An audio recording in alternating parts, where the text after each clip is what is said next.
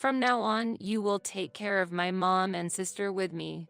If you don't like it, let's break up," Phil suddenly declared. "Why do I have to leave the house?" I couldn't agree with Phil's sudden proposal. My sister-in-law, Julia, is a real troublemaker. Living with her would be unbearable for me. I tried to prevent this move-in plan, but Phil wouldn't listen, and eventually, he threatened me with divorce. But I wasn't prepared to give up so easily. I intended to find his weakness and turn the situation around. If he thought he could keep his secrets from me, he was gravely mistaken. I am Mandy Reynolds, a working housewife in her second year of marriage, age 38. We currently don't have children, but I wish we had.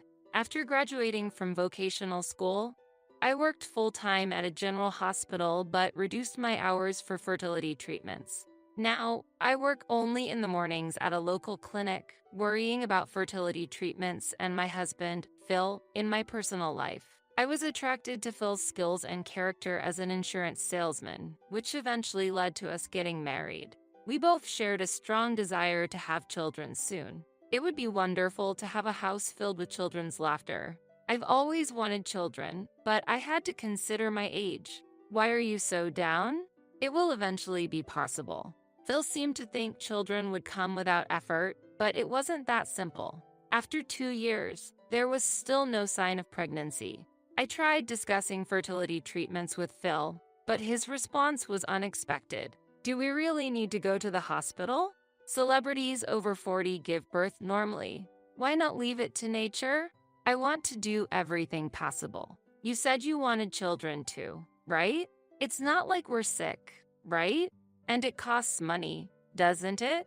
We'll be able to find out whether it's due to an illness or not. If you're worried about the money, I'll pay for it, okay? Is that all right? Phil wasn't fully convinced, but reluctantly agreed to my proposal to pay for the medical expenses myself. Thankfully, I received some support from my parents, which was a relief. However, the situation was tougher than expected, and attending regular appointments while working full-time was challenging. The doctor says I need to come in every 3 days. It's a bit tough with work, but you've been doing great, and you can afford the consultation fees with your income and help from your parents, right? It should be fine. Phil seemed okay as long as it wasn't a financial burden on him, but I was somewhat dissatisfied with his attitude. However, I believed that everything would change for the better once we had a child and encouraged myself. On a weekday when Phil was at work and I was off from my part-time job, I had some rare alone time. I suddenly received a call from an unknown number. It was from Julia, my sister-in-law. I was curious about why she changed her number.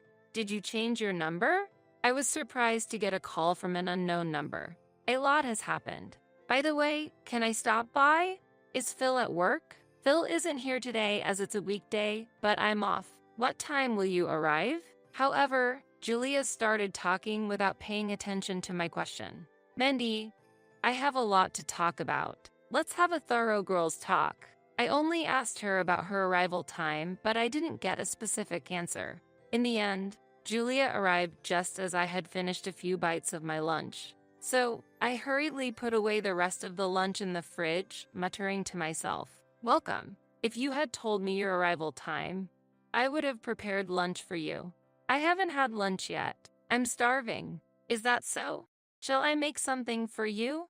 At that moment, Julia glanced at the kitchen shelf and waved her hand. What she was looking at was a pound cake from a department store, a gift we had received. A limited edition item that I was looking forward to keeping as a special reward for a special day. I don't want to eat a lot because I'll gain weight, but this cake is tempting. Let's just have this for lunch. Where is the knife? While searching the room for a cake knife, I felt a bit uncomfortable with Julia's insistence. I'll cut it. It's okay. It's cluttered with stuff, and I don't want you to look around too much. Don't worry about it. It's not like things will disappear. I'll cut a piece for you too. When Julia took the knife and started dividing the pound cake, I no longer had the energy to object. Julia placed a thick slice of cake in front of herself and a slice so thin it was almost transparent in front of me, then immediately started talking. Listen, recently my boyfriend has been a bit cold. Even when I say I want to meet him, he makes excuses about work or his daughter. Is that so? He has a daughter? I'm a woman too. Isn't it natural to feel lonely? It's only natural to want attention, right? Interrupting the conversation or getting into too much detail can lead to lingering issues, making it incredibly bothersome. In such cases, it's best to keep nodding with a bright smile. This is a social technique I learned through my job as a medical administrator, but I just couldn't turn a deaf ear to Julia's words. He promised he'd get a divorce from his current spouse if we had a child together. Oh, is that so? I felt something was off recently, so I went to the doctor and found out I'm pregnant. I'm so happy just thinking about when to tell him. When's the right moment, I wonder? I almost dropped her mug of coffee. You're pregnant. Wait, but he's married and has a child, and now you're pregnant? He doesn't find his daughter, who resembles his wife, appealing. He wants to live with me and a lovely child who will resemble me. I can't believe this. Then Julia puffed up her face and continued, I need to have a discussion with his current wife, and to do that it's important that I'm a kind woman with a generous heart, right? I was momentarily at a loss for words at Julia's reckless behavior and comments that could hurt a family. Please, just go home. Why? It's getting dark outside and he'll be coming to pick me up. Oh, I'm interested in that department store coffee in the cabinet. Please go. I just want some quiet time. Coming in like some kind of storm, and hearing about her affair and pregnancy was overwhelming. Why is my sister-in-law, who casually engages in affairs, blessed with a child, while I, who longs for one, visits hospitals and takes medication for it isn't? I didn't want to think that someone in my family could act so callously. Confusion clouded my mind, unable to grasp the situation. About a week after Julia's sudden visit and shocking revelation, Phil came home unusually early from work. Oh, home on time today? It's rare since you often come back late. As I spoke, Phil roughly set down his bag and approached me. I heard from Julia. You said some terrible things to her? What terrible things? She did come over, but I didn't say anything terrible. While responding, I realized he might be referring to the affair and pregnancy, but it was too late. Julia called me crying the night before last. As her brother, I can't just watch her cry. But isn't it unreasonable to say nothing when someone is engaging in morally wrong actions? What are you saying? Are you saying my sister did something immoral? Say it clearly. Affairs and pregnancies were delicate issues, not something easily discussed with a husband, and such matters should be conveyed by the parties involved. One should not intervene rashly. Phil continued his one-sided accusations while I remained silent. Probably just hormonal and taking it out on others, right? You always get emotional so quickly. I wanted to retort, who is being emotional here? But in this situation, Phil wouldn't listen to anything. Caught up in playing the heroic role of protecting his troubled sister. I feel sorry for Julia. Make sure you apologize to her. I couldn't fathom why I should apologize. However, not wanting to exacerbate the issue, I reluctantly apologized. I did apologize later, but the mood was sour and we couldn't have a proper conversation. The next day, as if nothing had happened, phone calls and messages started coming in again. The frequency of her messaging increased, becoming somewhat burdensome.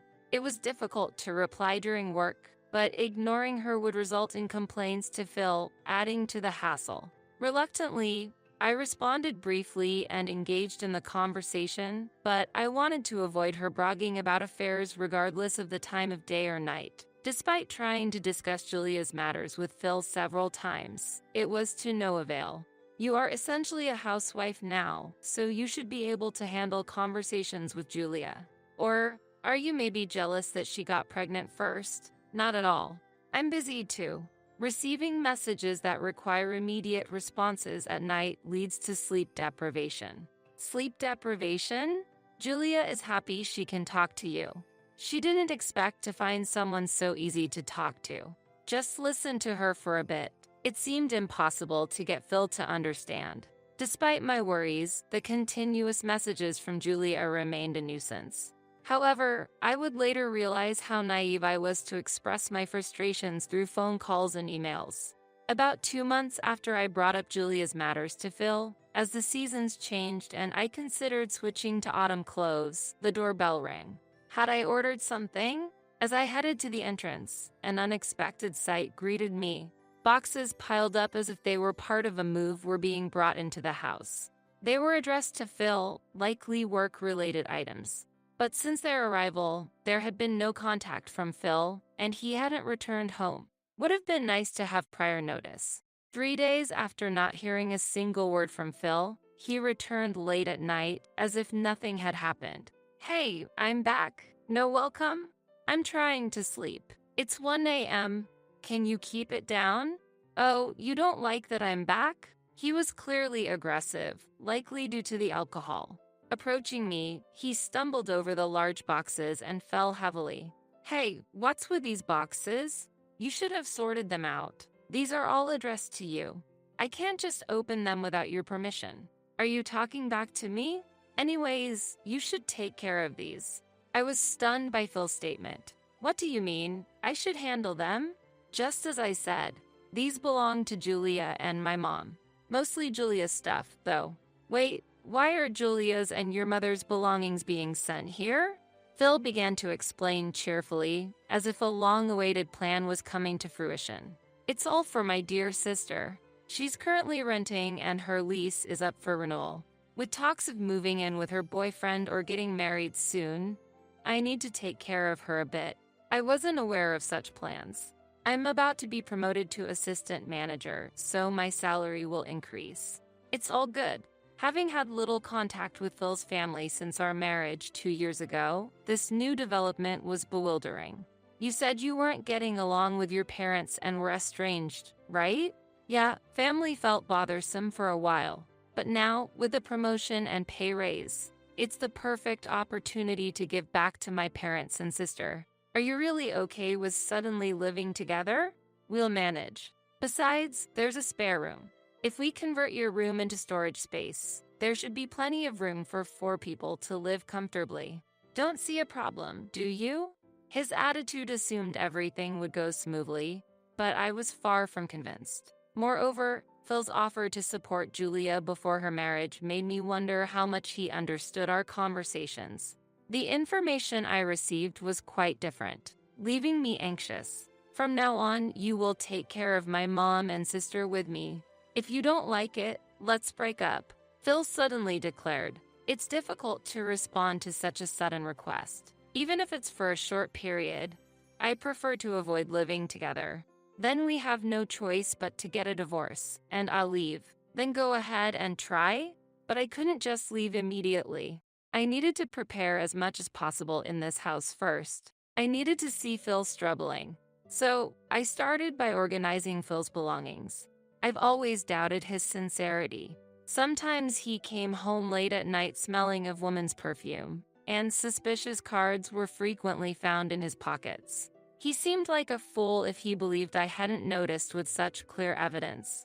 When I checked the computer we share, I found that Phil had left his account logged in. I was able to go through his emails, and eventually, I was able to confirm his affair. Sugary sweet messages were lined up. The sender was a woman's name. Further investigation revealed newsletters and reservation confirmations from a hotel. It appeared he had visited every Wednesday and Friday. He always said he would be late due to drinking parties with juniors on Wednesdays and with bosses or clients on Fridays. But now I knew the real reason behind it. I knew the name of the hotel, so if I followed him, I thought I would be able to get photographic evidence. However, I was an amateur and wanted to avoid getting caught. I had to devise a plan to obtain solid evidence through surveillance. Julia planned to visit in 4 days, but by then, I was determined to investigate Phil's infidelity and monitor Julia's behavior. Phil misunderstood Julia as the unfortunate heroine, but that was all just a misunderstanding. She was just a cheater, scheming to stay until she could secure getting married. So, I had to prepare for any future events by gathering as much advantageous information as possible. With these thoughts, I continued to gather information on social media.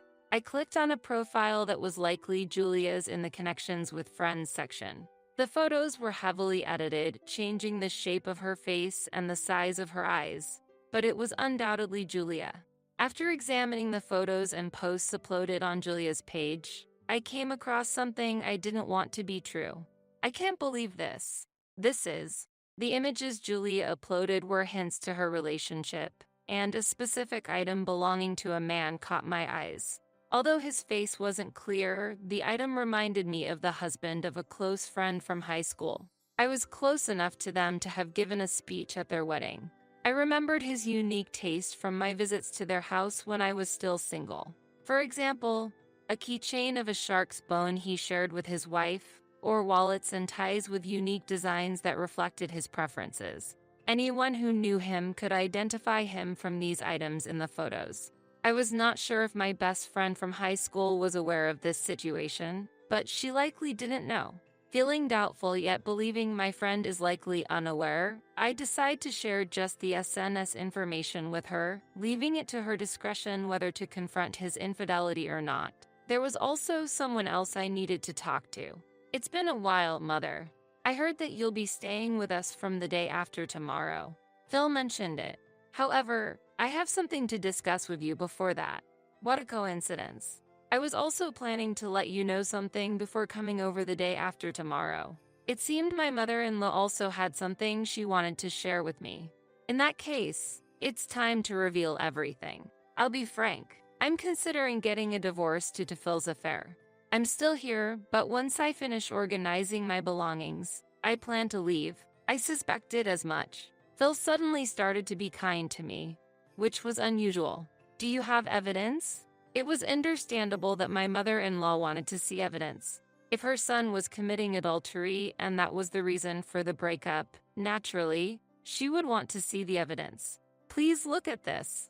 I found it on the computer we share. The exchange of emails and photos prove everything. I see.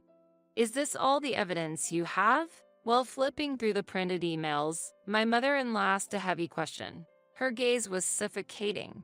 This is all I have for now. When I confront Phil, I want to have solid evidence, but it's not perfect yet.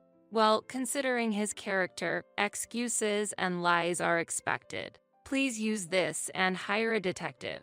She slowly took something out of her bag, revealing a bank book and a card. What are these funds? It's part of my husband's assets. He had an affair in the past, so I despise infidelity and affairs. Isn't this the perfect opportunity to teach him a lesson? While saying this, my mother-in-law smirked secretly. I had hardly spoken to her before and found her a bit intimidating, but I never expected her to be this supportive. Use these funds to make him take full responsibility. I highly appreciate that a capable woman like you married my irresponsible son, so don't hesitate to rely on it. With my mother-in-law's support, I hired a detective specializing in tracking infidelity and obtained solid evidence. Deciding when to confront Phil with it required carefully thinking things through. 2 weeks after my mother-in-law and Julia started living with us, I was ready to begin my new life. During a holiday, a letter addressed to Julia was forwarded to our house, triggering an unexpected revelation. What? I can't pay $30,000 at once. Weren't you planning on getting married soon? What happened? It's from his wife, demanding compensation. Phil immediately stood up, snatched the document from Julia, and exclaimed, "What's this? A woman's name as the sender? It must be fake, slander, or harassment." Somehow, Phil seemed to believe Julia was completely innocent. Meanwhile, my mother-in-law seemed utterly unaware of the situation. The beloved boyfriend Julia mentioned before is my best friend's husband. You were pregnant, and if the baby was born, he was going to leave his wife and marry you, right? Were you really planning to do that? Was that all a lie? I can't believe it. Trying to destroy someone else's family. While saying this, Julia started to tearfully insist on her innocence. But the relationship with his wife was already strained, and they were on the brink of divorce. He said he wanted to raise our child together, that he wanted our baby. Their relationship was already over, right? So it's not adultery or an affair, and there's no reason for compensation. Look, this must be some kind of prank. Julia has always been the target of jealousy and envy. Feeling it was time to speak up, I broached the subject with Phil. So, you're saying infidelity and affairs are not a problem? Yeah, it's part of being a man, and constantly dealing with compensation and lawyers seems excessive. Just overlook it. I spread the photos taken by the detective across the table. The person in these images is unmistakably you, Phil, right? According to the research, you were having an affair with a woman called Sarah, your business partner.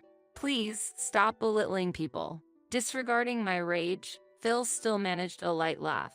I've said it before, but this is a man's pride. If you can't understand this, social life will be difficult. That's enough. My intention to divorce is firm, and the responsibility lies with you, Phil. Of course, I'll be demanding compensation as well. Wait a minute, that's unacceptable, right? What's this about compensation? Calm down a bit. While this was happening, my mother-in-law raised her voice in anger. I've been listening to all this nonsense all this time, and there's no saving Phil or Julia. I never thought my own children would have such a rotten personality. I'm disappointed. Wait, I don't have that kind of money. Mom, please pay for it. Think of it as the college tuition I never used. No matter what excuse you have, I won't be convinced, so just give up. As my mother-in-law and Julia were arguing, Phil turned to me, seeking clarification. You're not seriously considering divorce and compensation, right? You still love me, don't you? What are you talking about?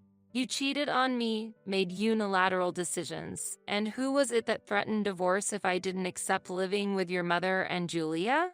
All of a sudden, Phil started to cry hearing my response. My meeting with Sarah was fate, true love. What we had was a completely different kind of love. You understand, right? You'll support our love, won't you? I wasn't able to understand you from the start, and I have no intention to do now either. I've finished packing, so I'm leaving this place. Are you really going to leave? What am I supposed to do? I looked down at Phil, who was pitifully pleading at my feet, and declared my final decision. I don't care. You'll be getting the divorce papers and documents about the compensation, so deal with them. Thanks to involving a lawyer, our divorce proceeded smoothly. An agreement was reached to ensure the payment of compensation. Although my mother-in-law lost her husband, she was healthy both mentally and physically and has started living alone for the first time in her life. She seemed to be leading a fulfilling life with her hobbies and training every day. As for Julia, it seems her affair and pregnancy became widely known. People's gossip was inevitable, and eventually it became a well-known fact. She was fired from her temporary job, and with the rumors about her affair spreading, it became difficult for her to find employment anywhere else. Moreover, Julia's affair partner ultimately chose to make up with his wife, my close friend, leaving Julia completely abandoned. One day, Julia, driven by anger, confronted me. You revealed his and my secret to his wife, didn't you? Was your promise to wholeheartedly celebrate our happiness a lie? Julia accused me furiously. I responded calmly. I never uttered a word about celebrating. Infidelity is unacceptable under any circumstances. Moreover, since she is my close friend, I could not stand by and watch her suffer and fall into misfortune. But your interference was unnecessary. Completely unnecessary. Julia raised her voice. I lost my job, can't find a new one, and even lost the person I loved the most. I blame you for all of this. During our confrontation in a bustling supermarket, Julia attempted to physically confront me, but fortunately, a young security guard intervened promptly, preventing the situation from escalating any further. Both Phil and Julia tried to seek help from their mother, but she coldly rejected all requests. Meanwhile, I heard Phil, due to his dishonest actions, was abandoned by his lover and fell into a gambling addiction. As a result, he was late in paying the compensation, so I decided to request his employer to garnish his wages.